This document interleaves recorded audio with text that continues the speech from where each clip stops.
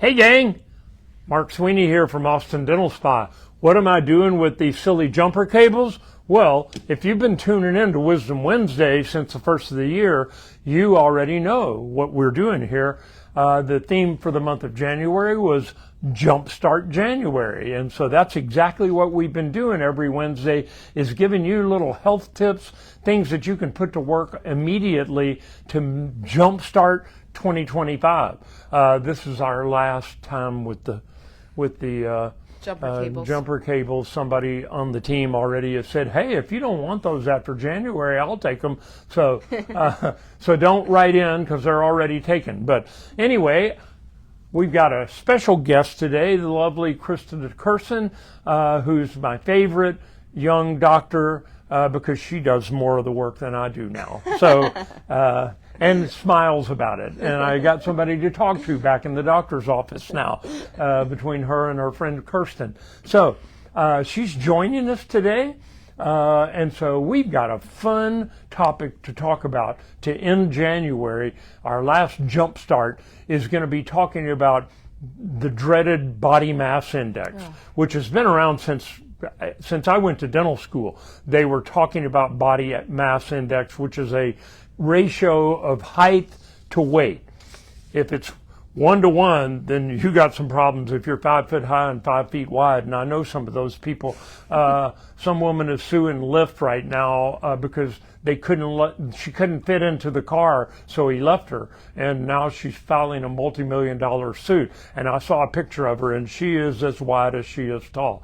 But, you know, with all the stuff going on nowadays, there's all the stuff about body shaming people, and I think that might have something to do with this. But an international group of like almost 60 people from around the world that are weight experts have done the study. It took 3 years. It just got published in Lancet, which is a well-known UK journal, and they're trying to reclassify obesity versus non-obesity with something more with the times than just body mass index, because body mass index is really a fairly simplistic way to look at obesity or not obese, and in general, if your BMI is between 18 and 25, you're considered in the normal range. Below 18 and you're too skinny, and above 25 and you're overweight, and when you get over 30 of a BMI, you're morbidly obese. And I've always hated that term. But now they're trying to reclassify that. So take it away. Tell us about this study. Well, the new classification is focusing on individuals with a BMI over 25. And they're explaining that it's not just height and weight. There's other things that go involved, which are is medical conditions. So they said that if you have one of 18 medical conditions, and they listed them, and they include breathlessness, heart failure, hip and joint pain, metabolic abnormalities, on and so forth. Yeah. Then comorbidities, we used to call them 4 years ago. Then that helps us define a little bit more about what your BMI is. Yeah.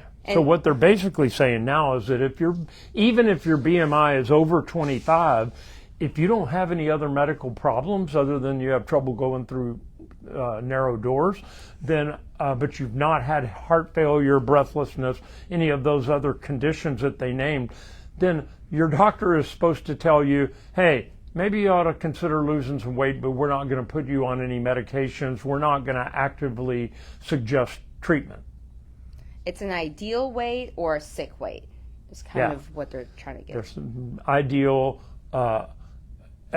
healthy obese or sick obese. And so they're expanding the categories. Like I said at the beginning, they're trying to reclassify it. And the American Medical Association is on board with this and agreed, and so did the American Heart Association. So look for some changes. This is brand new stuff that's just coming out, but you're going to see it out there on the social media platforms that the study is trying to reclassify how they consider and treat obesity. So yeah, it should be interesting. There's one concern people have, and that's with the more complicated system of classifying the BMI, it might be more prone to human error. So there could be more errors out there. So don't weigh too much on it. Yeah. Pun intended. Well, Mark, you want to tell us some That's of a weighty subject. I always give a health tip. If you've tuned in before, you know this. This one was an easy one. It's like just picking the low-hanging fruit. We're going to talk about 3 down and dirty tips to help you lose weight. And some of these you've heard before. We're leaving sleep out of it this time, but 2 of the other 3 you've heard before. The first one, set a goal. That's always important, especially right here at the beginning of January. Set a goal for what you think your ideal weight should be, and then write it down somewhere and focus on that. What's number 2? Stay active. Get active and stay active. That one we Gotta beat work with out. a dead horse over and over again. Every Wisdom Wednesday, it's usually exercise more and sleep more. We're leaving sleep out this time. Well, I love the third one, and it is enjoy healthy foods. I love my vegetables. Not just eat healthy foods. Yeah, enjoy healthy foods. Enjoy healthy foods, because just because they're healthy doesn't mean they have to taste bad.